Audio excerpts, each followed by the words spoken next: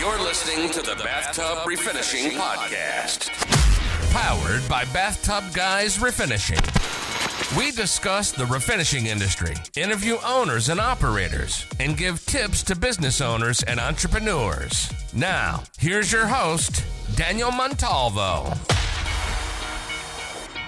Yeah, no, so Paul, like, he's really cool. He was excited to not just to be here, but also like to talk to somebody who's more on the business side.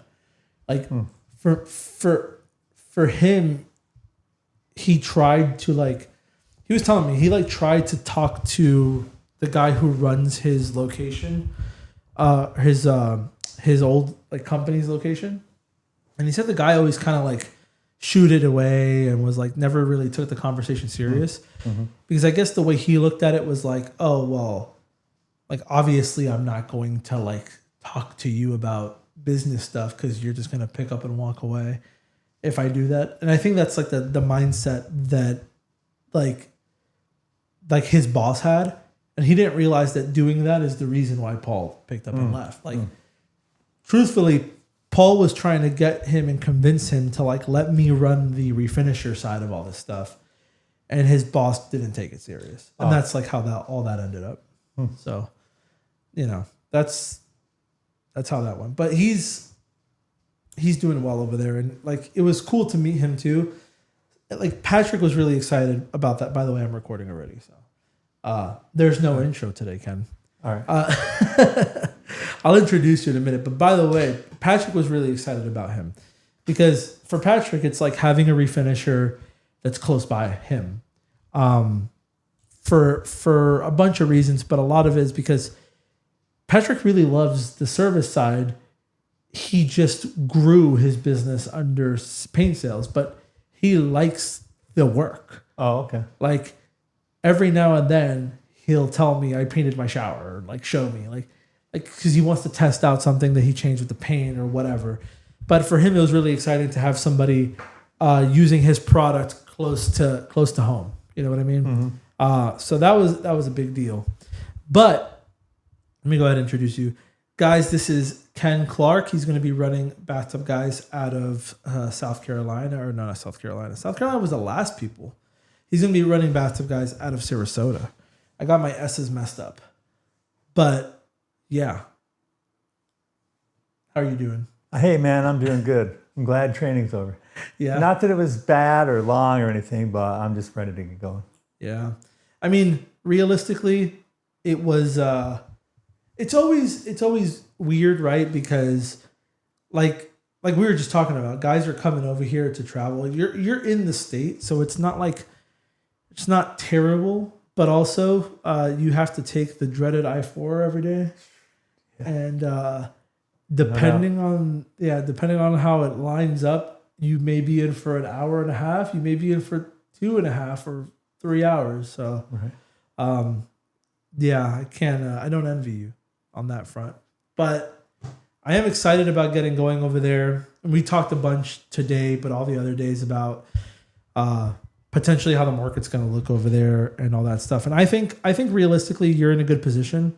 I think that the biggest thing, we talked about, and I'm going to make it a point on the podcast because some of the other locations we'll watch, and honestly, business owners in general, is being very intentional about the sale is like 90% of it. I've talked and I've had back and forths with refinishers before about what I'm about to say, but I'm of the opinion that the sale and your sales process is more important than the work. Okay. Mm-hmm. The work that's the given. That's why they call you. You were in Subway, sandwiches and Subway franchise for a long time. So it's people go there expecting the sandwich. Your ability to deliver the sandwich isn't why they went there. They went to Subway because Subway's trusted and established, and they have a certain expectation, right? And I think that's the same thing in your service, in a service company. It's missing on a lot of smaller companies where they think oh, well, I paint the tub and I paint the tub the best, and that's why people come here. It's no, dude, people will just go with whoever is whoever answers the fastest is friendliest and gives them the best offer. Basically, whoever takes them off the market when they're ready to be sold to. That's kind of the way I look at it. And like a lot of people don't even realize why they themselves are successful. I've seen that a lot. It's like even competitors of mine that I've talked to, it's like they think that painting the prettiest tub is the reason why everyone calls them. And it's like, no, because the person who called you didn't know that you were going to paint the prettiest tub. They just know that you paint tubs. That's the given. Why did they choose you and not the guy down the street? That's what you really got to find out. And when you do what we've shown, what you'll start to notice is a lot of the times the key is making them feel so good that they never even talk to the guy down the street. Like that's what I've like picked up over the time. It's like being very fast, very intentional, and very confident in what you have to say, offering some options as far as like service offerings. Those are all things that have helped like immensely in us like being able to sell better. So yeah. And like, so for those of you who don't know, how did you, and I didn't even ask this before because I've been waiting for this moment to ask. Okay. How did you get involved in the beginning in the Subway like situation? Because you were involved in Subway franchises. Yeah. So how I got involved in Subway was I first was a customer, and they used to have these little brochures. You know, this is back in the day, right? They had these little brochure and these little acrylic display pieces. Said something about owning your own franchise, and so so I picked up those. I looked at them for a couple years or whatever, and then I went to California. Stopped. I'm like, oh, they're out here. They're pretty good, and this might be something I can afford. And so then I was in California. Then I went to Arizona. I was gone out there like maybe a year and a half, and I'm like, wanted to do something different. I was in this company called Archway Cookies. I was a distributor for them. They used to be they used to be the third largest cookie company in the country. Wow. But they had like all these setbacks with these, they sold out from being private. They went, company that bought them out, Parmalat, I think it was out of Italy, went bankrupt, some kind of accounting scandal, if I remember right. That was a little after my day. But so I wanted to get into this deal where I could have, because, that thing was just a one-man show. And I wanted to be able to have something where I had employees and I could make more money. And because, you can only do so much by yourself. Yep. And so then I called Subway, and so I'm from New York. And so they found that out and they said, oh, there's much greater opportunity back in the Northeast. I mean, there's reasons for that, right? But I went back, and then my parents knew about it. So my mom sent me an advertisement from the newspaper. Okay. And so I talked to those people, and it was, their development office was like an hour from where I was from. And I went back. I bought a franchise like the first week I was back from Arizona.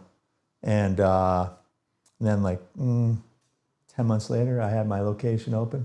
Wow. And then how was the experience like as a whole with that part of your life? Because you ran a couple of them, right?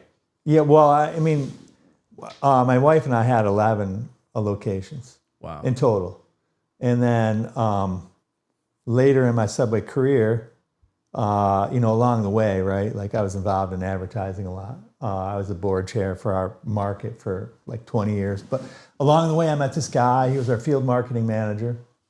And he ended up becoming the director of North America. And one day he texted me and said, hey, can we talk this afternoon? And I just thought it was like maybe he wanted me to speak at a convention or something. And I'm like, yeah, sure. And he called me and said, hey, did you ever think about becoming a development agent? So I'm like, yeah, I thought about it, but there weren't like, so the deal is that, when I was there, it's been a couple of years, right? A few years. But there was like 22,000 restaurants in the United States, 8,000 franchisees own those plus thousand. So, most of them own 2, 3. Okay. And then there was 127 development agents. So very small number of development agents, right? So very limited opportunity. So I bought the neighboring territory to the territory that I was in from the development agent that existed there. And so I had about 100, it's just like a little over 100, 102 maybe locations. So, so development agents, are those like ownership groups, kind of? Yeah, so it's different now, right? Because they're no longer, they were privately owned for like 50 years. So, but at the time, which is only a few short years ago, the founder of Subway, Fred DeLuca, divided up the country in territories. I got you. And they weren't advertising territories, so I don't really know how that originally got split up. Because like the territory I had, we were in the Buffalo market. We were in 3 markets, right? 3 advertising markets. So he divided it up however he went about doing it. And that person was an independent contractor. And their the development agent's responsibility, which then later became called business development agents, their responsibility was to sell franchises, inspect the stores monthly. So there's a team of people. They had to sell franchises, do that, negotiate the leases, and then keep the leases, up to date, which is a lot of work just doing that. And then you had to push down all the initiatives from headquarters, roll it out into the stores, make sure that franchisees knew what was going on. And then, like I said, you had the inspection monthly to make sure that it was keeping up with compliance of the Subway standards. Those were some of the key components that we had to do in that role. And so then we started selling out our restaurants. Yep. Things changed in the Subway world. And the company bought my territory back. And out of like the 127 or whatever it is territories, there's only like 5, 10 territories left that are still privately owned. And so that, and for, I don't know the reasons behind that. So, right? Like, so Subway did like a buyback kind of a thing? yeah, because so the company was private. Okay. And it's now owned by a, what do you call it? An investment firm or something? Yeah. Private equity? Yeah, private equity. Yep. So that private equity firm owns like 30 companies, like names you would recognize are like Dunkin' Donuts. They own Jimmy John's too, which is a competitor. And so the model kind of changed, and those territories are now run. They run them. There's field people, and it runs out of the headquarters. I think is so it's company run now. So which is how long did you like total time spend in Subway? 27 years. 7 years. Yeah. You liked it? When it was good, or you just no? I mean, I mostly liked it, right? Like I say that because this is one of the things I liked about this model is that Subway is when you're a restaurant owner, it's 7 days a week. Yeah. It's 3 days a year you close, and still on those 3 days you still have to have someone go in on that day off and just get something like the bread prepared, ready for process for the next day. So you still have that responsibility, and so.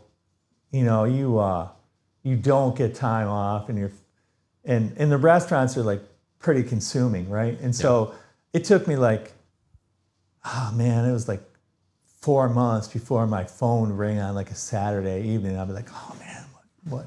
Seriously, like what now? Like something happened, the freezer's down, somebody's not coming to work, So it was just always. Even though I had good crews, good people and stuff like that. Some of the best, like really in my region for my own restaurants, but it's still 7 days a week. Yeah, and I could imagine you're putting fires out even on days that are not ideal. Like sometimes things go wrong. Yeah, managing that many locations, right? Yeah.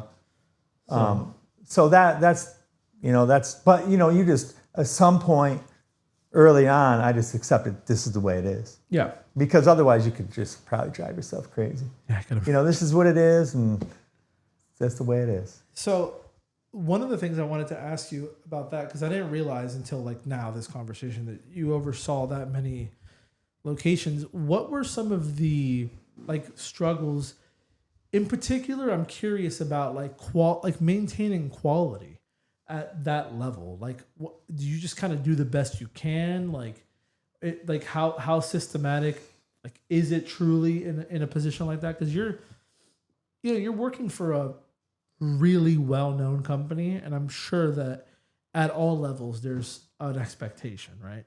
Yeah.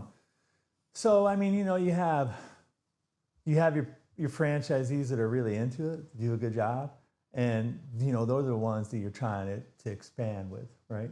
And then you have franchisees that they just don't do a good job, and you try to weed those out, and then you have the problem with or a problem that I ran into is that it's I mean, because simple operations compared to maybe Ruth Chris or something, but not simple operations, like not there's a lot of things that go on, and it takes a long time to get a really competent employee, so you can know like everything is going great, like it, right? So because people assume, and like I'm in business, you were in a completely different type of business, but people assume that finding people, even in like stuff like that, which is like entry level work they call, right? Mm-hmm. That it's like significantly easier.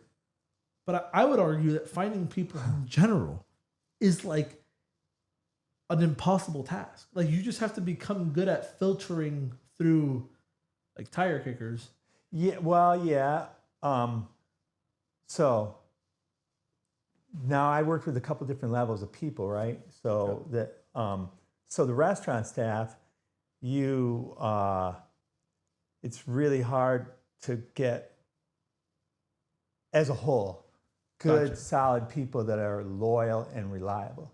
Mm-hmm. So what I found was the development staff were college educated. They got paid a lot more. Yeah. And they had vacation and benefits and stuff like this. And so that was an eye-opener for me because I didn't know how easy it could be to work with people. Yeah. In fact, because in the restaurant, like, you're like, okay, I got to hire so many people, even though I don't need anybody right now, because it's going to take me X number of weeks to train. So I got a full staff, but I got to hire 3 people right now for this location, or 2 people for this location, because I know that the churn is going to be 100% a year, which is awesome in quick service restaurant, right? But I knew that's what my turnover was. So when I went to the development office, I had a staff of 4 people plus myself and my wife, so there's 6 in total, right? So I'm like, okay, so I'm already thinking like I got to hire somebody. But then it took, I don't know how long it was for me, maybe like 6 months or a year before I realized like, whoa, hey, these people are like career people. Yeah. And I don't need to look for more people. Like, I'm gonna only look for people when they're giving me a notice, pretty much. Yeah.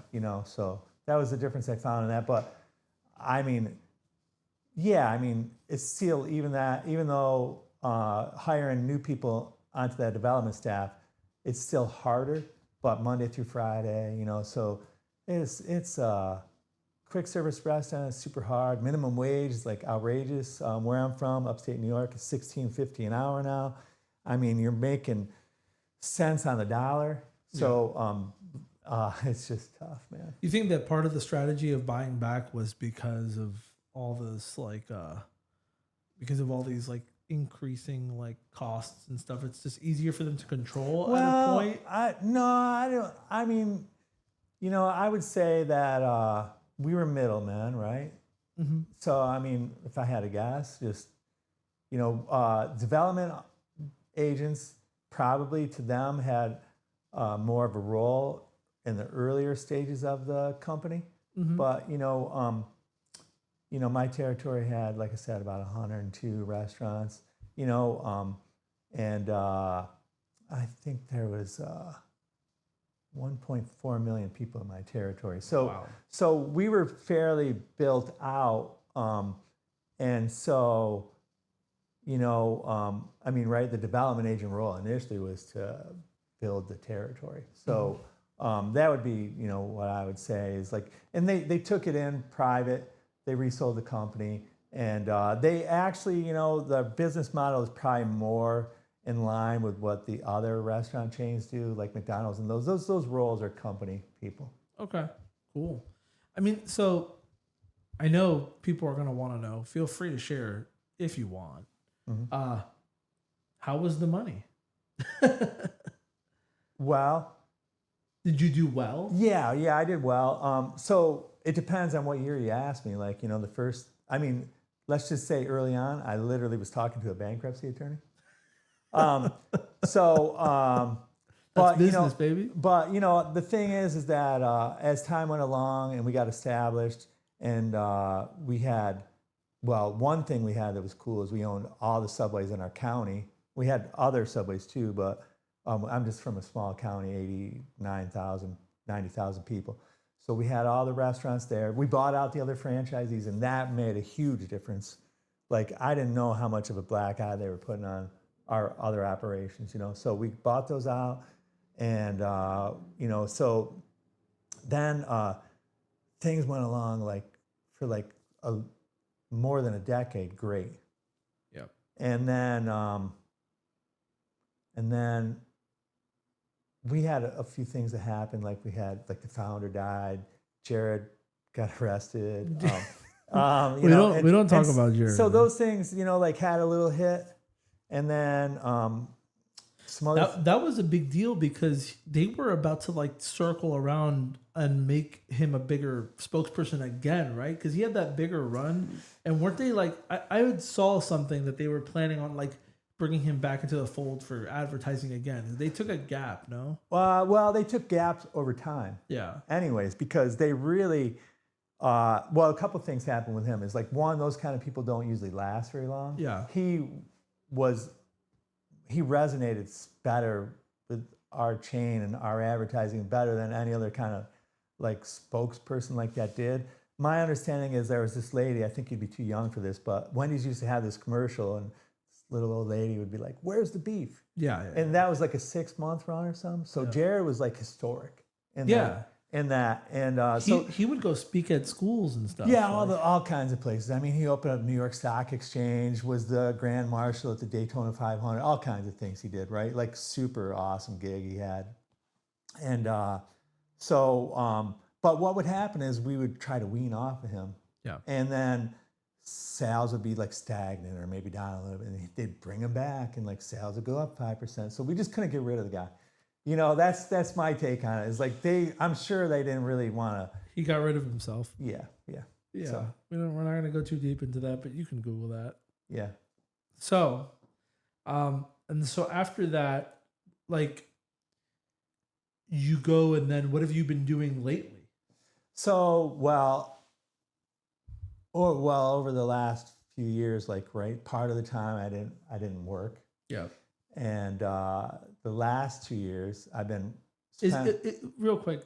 So, Subway and your career there, your time there, put you in well enough financial position you didn't need to, pretty much, or it depends on how you want to do it. Yeah, I could have probably retired, but you'd have lifestyle modification there. I got you. Okay, that's cool.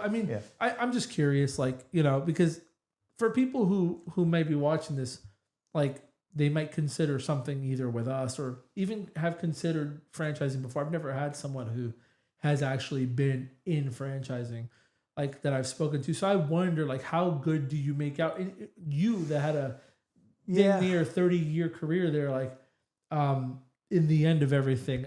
If you can retire even with some modifications, but again, you have that entrepreneurship thing in you that you don't want to just sit at home and bullshit around all day too. So no, that's bad, dude. Yeah, that's bad. It's you're just gonna go on ride bikes for the rest of your life, dude. Come on. Yeah, no, it's I heard of people. You heard of people they say, "Oh, they worked in this place for 40 years." Yeah. They finally were able to retire. Then they die. Exactly, but I realize now that dying is probably not because they were old. No, a lot of it is like people don't realize how much routine really means something. Like when you have no routine, structure gets lost. You don't take care of yourself. And it's not talking for everyone, but I think a lot of people underestimate how much they need the daily routine. Like these people who are like, if I win the lottery, I'm just going to hang out. It's like, I mean, okay, how much steak and lobster can you have every day until your arteries clog, dude? Yeah. Like, and then how much supercars can you have until you get bored? Like, it's just things like that I think about personally. But like for me, and I'm assuming part of it's, similar for you. It's like, I want to have something to look forward to, a goal, something cool. Like I like building things. I like starting from nothing and seeing an idea like go to fruition. Like things like that. They keep me motivated. And then it's like playing a game. You know what I mean? You're really testing yourself every day. And if you don't have that, especially people who are highly driven, depression and eating yourself away, and then you just die. You lived your purpose, dude. And if you don't continue doing that, then it's like I just personally found that work is like, well, I like to work anyways, but I always did, but I didn't realize how important it is for me. Like, I can't really just not work. Like hobbies, sports, entertainment, travel. It just it's not the same. It's just like it's hard to imagine exactly. Like it gets old. That's something that a lot of people who have never like been in certain positions can't really understand. It's like sure, I'd want to take a trip for like a week or two and then back to my life. But it's like people are like, no, I would just vacation forever. And then it's no longer special. Like the things that people aspire to are only special because they come in scarcity, right? Like if all you do is just hang out in Belize, eventually you're like, this kind of sucks. Yeah. How much nice watches and nice cars could you have before you're like, whatever, Like, and then the same thing with traveling. So I get what you're saying there to an extent. For me, it's like, I really do just appreciate like that I have control over what I want to do and don't want to do. So it is different than like work like a 9 to 5. Like sometimes people who work 9 to 5s are stuck in the labor part of business. Like they're like, it's easy for you to say like, yeah, it is. But it's because we've gotten to the point where we can kind of choose our own destiny, but we still want to work. And that's what I appreciate the most about what I do. It's like, aside from like the money and the other stuff, it's like, I could decide to go do something different today. I could decide to focus on one aspect of work and not need to be told, but you need to get to a certain level in business and as an individual to even like have that much responsibility to police yourself. Like no one needs to tell me when I'm screwing up. I feel it. You know what I mean? Yeah. And like, again, like entrepreneurs, people who have had businesses, I feel like you're like, okay, funds up, time to go do something else. Like, then So,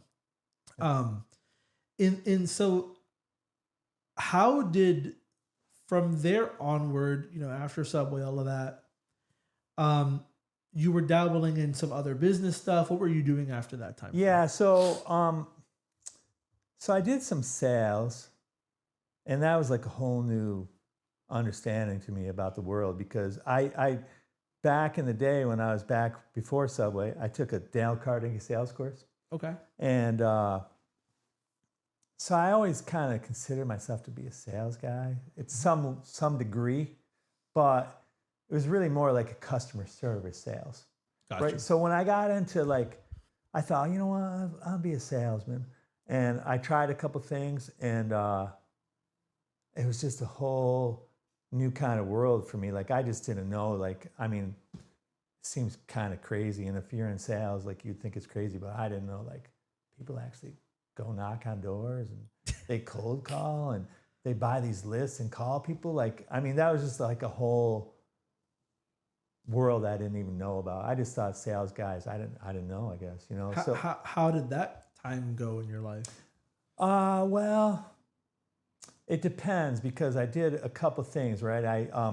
I did some things that were related with the COVID. That's so initially a person that I was friends with said, "Hey, now that you're sold out," because it wasn't entirely planned. Like selling my restaurants was planned and everything, but when the company said, "Hey, we'd like, would you like to sell your territory back to us?" That wasn't really planned because I thought I was going to just do that the rest of my life, and or till I was 70 or something, and so I started doing that, and I'm like, "Hey, this is pretty cool." But the thing was, is I had all these warm leads, right, from my Subway contacts, so it worked great. And so I thought, wow, I didn't know this is like so easy. And then that same person got me interested in another kind of sales. So I tried doing this thing with credit card processing. I thought, oh, that'd be cool. You can do it anywhere, and you just talk to business owners. And but it wasn't like that. It was like all day long, people telling you to get lost, and that really like wasn't. For me, like I didn't like that much rejection. Yeah, you realize, well, in small business, like most businesses fail already. Like you talk restaurants, most restaurants fail like within months. Most businesses don't last a year. And so like you're talking to people a lot of the time who are struggling beyond what you can comprehend. And so like you call them up and you're like, "Do you want to save on your credit card process?" And they're like, "Dude, I'm 6 months late on my rent. Fuck you." Yeah. Like I could totally see a situation like that. So, so you did sales for a while, and then so what brought you to? Well, first meeting your buddy who was doing refinishing work, and then like, how'd you stumble in here? Yeah, so when I was talking to him, who does refinishing, right, and he sprays, and he saw that what I was doing with this merchant sales. He's like, "Dude, if you were just doing what I'm doing, you could work way less. Like you're putting a lot of effort into that." And so then, I talked to him about that, and I'm like, "Oh, I gotta check this out," And so then I just started like, I don't know what, ChatGPT, Google, I don't know, and I started trying to learn about it because the idea about, generally speaking, the workday, the weekdays, right? Like I'm not, like I worked in Subway on my own, just worked in my own restaurant Saturdays, so that I'm not opposed to that. But when you can't take off, right? That's a difference. Or when you have operations that are running nearly all your waking hours, you can't. It's hard to put it down. And so when I started looking at this, I saw all these different. I'm like, oh wow, they have these trainings for this, because it was a whole another new world to me, right? Sure. Just like the merchant service thing was. I mean, merchant services at Subway, we just went through a certain processor. We got the lowest price, and it wasn't even something we did at the franchisee level, right? So, so when I started seeing this, I'm like, and then I saw, I probably saw your podcast on YouTube, so first your name came up on like a ChatGPT or search or something for some place in Orlando. And then I looked to see if you had like YouTube or something. And that's kind of how it evolved. And then when I saw the roll-on thing, like, I mean, still to this second, like I'm not thinking I'm going to be awesome at doing it, but it looks like a simple process. Yeah. Like it looks like it's something that can be duplicated. When me and you first talked, I remember you were telling me that you were looking for refinishing courses, and I asked you a little bit about like your background. I don't know if you remember like one of our early phone calls, but I was telling you about the roll-on, and you were like, "Oh, I don't know if that's what I'm looking for." And I kind of explained to you some of the benefits of like repeatable process, and then you were like, "Oh, actually, that sounds interesting," because I was in Subway franchising for a long time, and it's like, I think having that background may have nudged you in this direction a little bit more, because you could see the value in something that is easy to pick up. Right. And because you used to have a revolving door of people, not taking 3 to 4 or 5 months to train someone is very ideal. Right. So I like remember when we had that conversation, that part really resonated with you, and you wanted to come see it in person. And then we met here. But your buddy that was doing this was primarily doing like counters, right? Yeah, counters. Yep, almost like exclusively, right? Because, well, he says there's good money in it, and you don't have to, you're not on your knees, and just some different things. But I mean, when I saw that operation, I went and visited him. I don't know if I told you that part. I went with him, and I thought I could see how it could be good for me. Yeah. But I didn't really see how I was going to easily make it a business. No. Yeah. Because not only is it skilled, but it's like not high ticket enough for you to really build a team out unless you have insane volume. And then the other part is like there is an artistic element to that. Learning specialty equipment, tools, all of that. Like for one guy who really picks it up, you could live a really good life. Would you be able to like save enough for retirement? Depends on how much you charge and stuff like that. But there's a lot of guys who let me be real. I've met plenty of them that if they didn't do this, they'd probably be making like $30,000 a year or something like that. Because it is like for the person who sits down and learns the spraying stuff, there's money in it. Now scaling the spray is the part that I did it, and I'm here to tell you, you don't want to do it. Like it's almost impossible. That's why we were talking about earlier. That's why almost every company is a mom and pop, 1 to 2 man operation, because you are teaching somebody a skill that they could just say, why would I do it for 40 grand a year when I could just take what you just taught me, buy my own machine, be your competitor in this niche, and I make 150 grand a year. And they're right to think that way.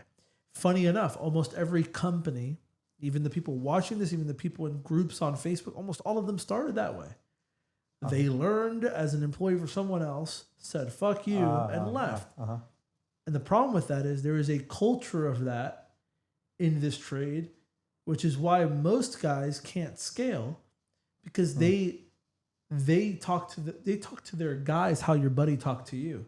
You can make so much money doing this. I'm going to teach you this thing, and then they're like, "Fuck you! I'm going to go do my own thing now. I don't need you anymore." And it's just a lot of that. And again, like I've said it before, but you have to have guys who don't dream to build a spray team. Like you can have guys like I have Santiago who he cares a lot more about his situation than an average technician, and he gets paid the best.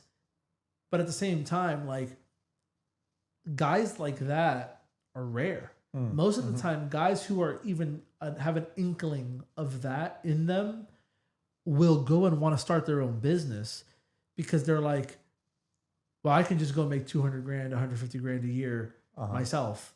And why would I do it for him when I can do it for me?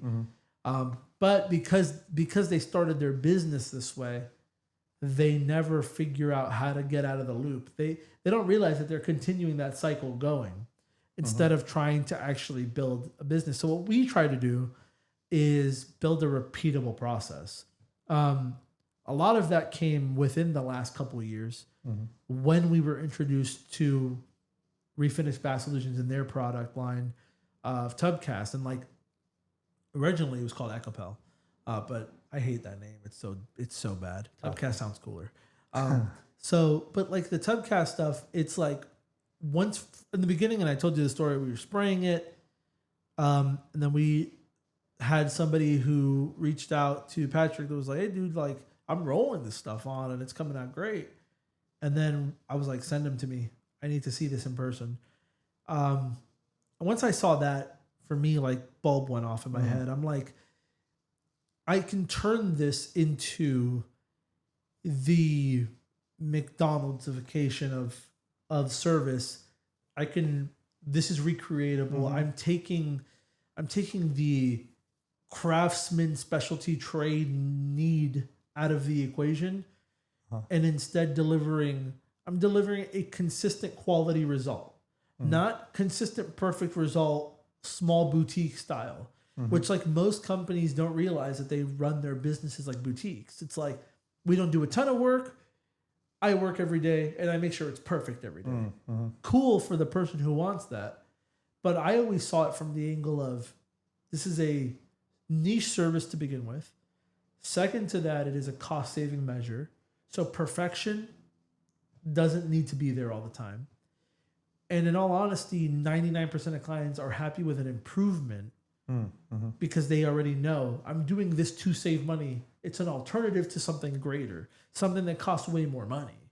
So once like I dialed all that into my head, I was like, no, I need to really get this stuff with the roll on down pat and like build the system. And that's what we did. You know, when I started with my technicians, like we were getting okay results. I wouldn't say mediocre. They were okay. They were passable. Most clients were happy. But internally, we always were like, we can do better.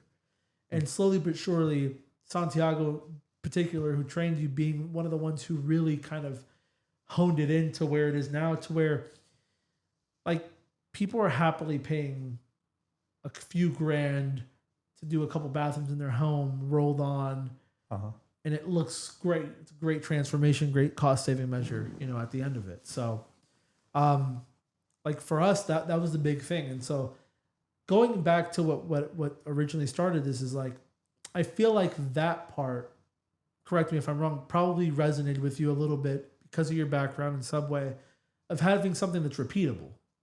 Right. Yeah, because I mean, like, I can definitely see like hang-ups in training and stuff like that with what you were doing. And that's already kind of a simple-ish kind of process in some ways. Yeah. But what, like, and again, like how people look at things, they look at that as entry level. Any bozo could do it, but people look at what I'm doing and think that too. By the way, they think, oh, you're just rolling some shit on there. It's like, you have no idea. It's like simple in some aspects, but as you saw, it can get really. And you saw Santiago do a baptistry tub at a church. Yeah, it can get pretty intricate. Yeah. I mean? Yeah, just to get out of that thing, right? So because you can't just reach it. No, and then so you figuring out how to get out, how to paint your way out of it was. Yeah, figuring out how to figure it out too. That's like people problem solving skills and stuff like that are lost on a lot of people. But so you found a podcast. You found a podcast with us talking. Do you remember which one it was? Which number? Not number, but like, was it with a guest or was it just a solo one? I don't know, because you know the deal is like I'm kind of I research stuff a lot when I start. I get you. So I don't know, because I've probably like watched as much of your podcast as everybody but you. You know, so I don't know the answer to that. I'm the same way when it comes to stuff like that, because when I really like want to learn something or like trying to gauge somebody, I'm like, if they have content out there, that's like a good way to try to like figure the person out or what they're doing or get more information. Like I'm even friends with him, but like my friend Danny Garcia, like he started a podcast after me. And I watch his podcast all the time, because even though I talk to him like pretty frequently and like we chat, it's like I really like, sometimes I'm like, I really want to pick his brain business wise, and he talks and like drops little nuggets here and there. And I just think like, I think so highly of people like that. So I do the same thing, but so I don't know that, but the thing that like, besides the repeatable to everything, like I really did not like the fumes from the spraying thing. Well, that's the whole other thing. I mean, just remember, if you don't like the fumes, neither does the homeowner. And then, so like the spraying thing is really, it's not even a double-edged sword. It's just a sword. It's like, it's like, dude, there's so many negatives to it. There is some positives, but like, you got to think of the reason why there's very few scaled spray companies. It's because it is harder. It is more dangerous. And then, you know, the other thing too, I mean, you were in Subways, equipment. Upkeeping equipment. Guys don't clean something with a sprayer, it's done. It's toast. You got to get a new one. Like, you know, overspray. I mean, you imagine getting overspray on someone's very nice house. Imagine getting overspray in that church you guys were at. Yeah. There's things there that don't have dollar values, dude. Like you can't just do that. With this, system, it's just a little bit more like streamlined and stuff like that. I did want to ask you, so overall on the training side, did you have more fun on the office side or more fun on the field? What was a little bit like, what would you say was for better? me? Yeah. Way office. Yeah. Yeah. I mean, yeah, totally. Yeah. I mean, I asked a question. I always I try to make them fun and like engaging, and we have the book and we outline certain things, but I always try and give a little bit extra depending on what the person really is about. That's why I always encourage you, like during the last couple of weeks, is like ask questions.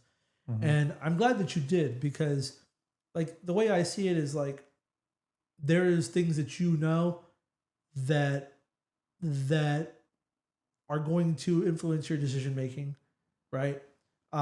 There's things that I know based off of things that I might know about this industry, obviously, that you might not know. You've handled more people than I have, definitely, because you were in Subway for a long time doing that. So like a lot of the things about employees didn't really surprise you, finding people and stuff like that. But you did have questions about the sales side, or like the business psychology when it comes to packages and what's included in them. And like, I'm just glad that you got some stuff out of it that I feel like was more tailored to what you really wanted to learn. Yeah. So the field stuff is good. Yeah. Like working with Santiago is good.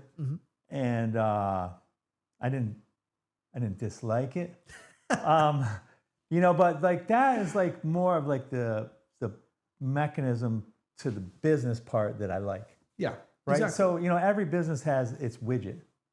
Right. And behind that is the business is running, and so I love business, and so I know that that's like a necessary evil part of it's the means to the end, right? Yeah, It's like the thing you need to do it, but like it's good that you did, because look, even if your plan is like eventually I'm gonna give the keys to someone to run the show while I sip a margarita somewhere, go do something else. Yeah. Like I'm sure you probably will find another endeavor once this thing is like really like running itself too. But at the end of the day, like because you have an understanding on what's going on in the field, you're going to be better at sales because of it.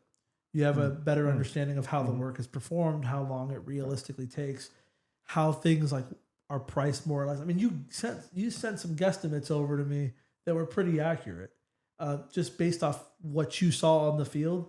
Yeah. Let me guess, this costs about this much. Yeah, pretty on point with it. Yeah, because you're figuring, I'm like seeing how many kits are being used. Yep. I'm guessing roughly how much you're paying. Yeah. And so I'm like, okay, so if the profit margin is this job must be about this much. Yeah. And it's cool that you're seeing it from both angles. And I think like that's one of the cool things about the way that we do trainings and the way this whole program works. Because like, for example, like there's manufacturers that do trainings. Paul was trained by NAPCO, for example. Oh, yeah. It's like 3-day crash course. I called them. Oh, yeah? Yeah. And so I called them, and I mean, like, it sounds like good. I still think it sounds reasonably good. But the part I just couldn't grasp is reality is there's no way you're going to go learn this skill in 3 days, learn about the business, learn about marketing, and then actually go do it and be okay at it.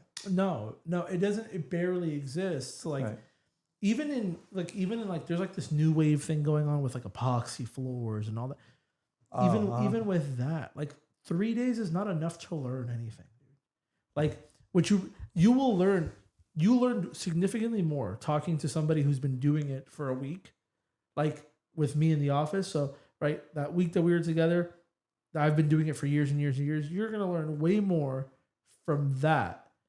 And then having a week on the field with a guy who's been doing it for 12 years, then going to some guys who realistically just want to sell you paint. Like when the manufacturers sponsor a class, it's like, congratulations, you graduated. Now here's your introductory offer to buy paint or first kids free. They're just trying to create more like customers. Yeah. And like, I really want people to learn the business side because, as we talked about earlier, I don't want to run everything myself. Hassle, pain in the ass for a number of reasons. I want to empower people to do it themselves. I have a lot more fun personally, and I think it's better for me to say, hey, that's your baby over there in that area. You take care of that region. I'm going to make sure you have all the tools necessary to get it done. If you have questions, I'll help you, but I'm not going to do it for you. But like you did get, I mean, and you were a little bit ahead of some of the other people we've trained too. But I feel like you got a pretty good understanding of the business side and why we do the things that we do. And you know, the advertising stuff with the Google ads, like that's new to me. But so in my former life, you know, I just worked with the agencies that took care of everything, right? So so that was interesting to see how that kind of inner workings of that was. Yeah. You know, so yeah, so I mean, that was all good. It's all good. And I mean, it looks like a good business model from where I'm sitting right now. I think it is going to be. Yeah. And but yeah, I'm a little more hands-on than the. I don't think I could be sipping margaritas while a business is running because I'd be like afraid somebody's driving into the ground. No, I feel you on that too. I'm like, that's one of the reasons why, when I told you earlier, but like I didn't want to own it all. Like I tried with a couple places and it was just like, I'm going to go crazy thinking about me not having my hand on the wheel. Like I'd rather lend the brand and know Ken invested in his own thing. He's going to look out for it because he invested in it's his thing.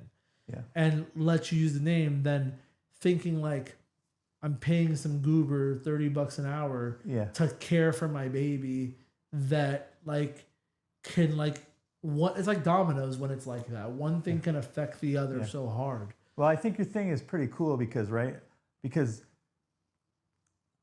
you're allowing the entrepreneurial spirit, which is like super powerful, to like grow in ways that you could never dream of. Yeah, I mean, like you know? I've talked about this, but like if a program like this existed when I started, I probably would have done it. Like and probably I just feel like it's a shortcut to certain things. It's, for you, the service side being a little newer, right? Like in the home service world, things that we talked about that you may have not even ever thought about. Like when I talked to the last couple people I trained about packages and how we sell them and upsell potential and how to do like the sales the way we do it, like a lot of them were like, I would have never stumbled across this. So instead of starting on first base, they feel like they're starting halfway to home plate. Well, yeah, for sure, because that's what I was 100% looking to not have is all the learning curve. Yeah. Because, and the other thing is like, you know, being in Subway, I like systems. Like I can work within the system, and I found like I work well in that environment where I have rules and a system, and this is the way it has to be, company standards. And I found for me, like, it's pretty good. Yeah, I mean, there's a reason why certain companies become successful. Like those outlines are there to make sure that you repeat the process so you have as much potential to be successful as possible. So totally makes sense to me. So, I mean, look, I'm excited to have you on board. I don't want this to go on super, super long. We're like 40 something minutes in or something like that. But it's been awesome having you here. Santiago spoke well of you too. Cool. So yeah, it's like mutual here. So with you guys, and we're excited to get going. Like I said, man, whatever you guys need to like help support that over there, I'm here, and we're gonna keep in touch and make sure everything keeps on going well. For those people out there who like may be on the fence about something like this, overall, like what do you think was the biggest influence, or even if it's something you said again, just to kind of reinforce it, do you think was the biggest reason that you felt comfortable going through with something like this? Well, okay, what I said, plus then if you look at it from a business standpoint, it's pretty low entry. Yeah. You know, so I mean, just say, I mean, if you can spend $10 or $15 or $20,000 and get it to return, even if you're just doing it by yourself, $100,000 in a year, like, where can you do that?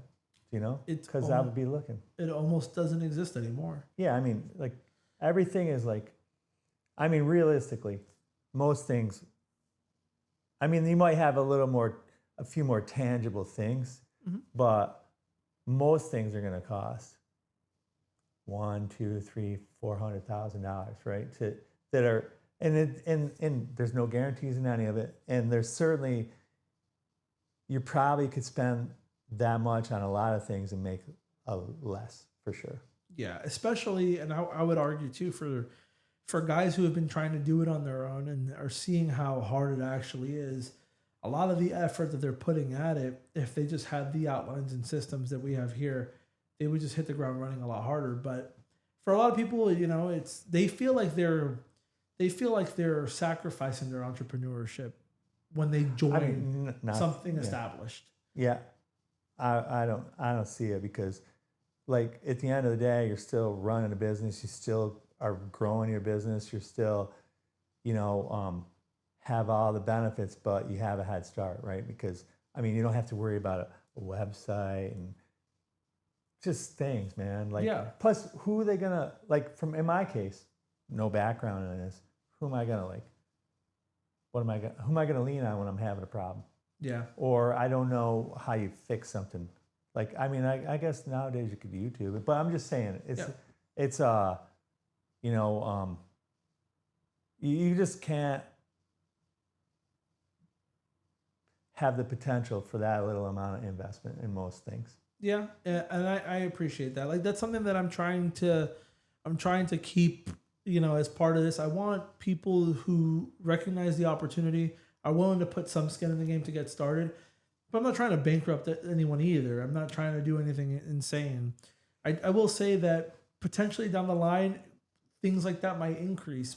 But it's one of those things that, as this gets more traction, as it becomes bigger, liabilities become bigger markets. You know, someone in New York, for more example, attorneys. There's going to be a lot more things to take into account. But the main goal of all this is to create more business owners and show them, like, the opportunity.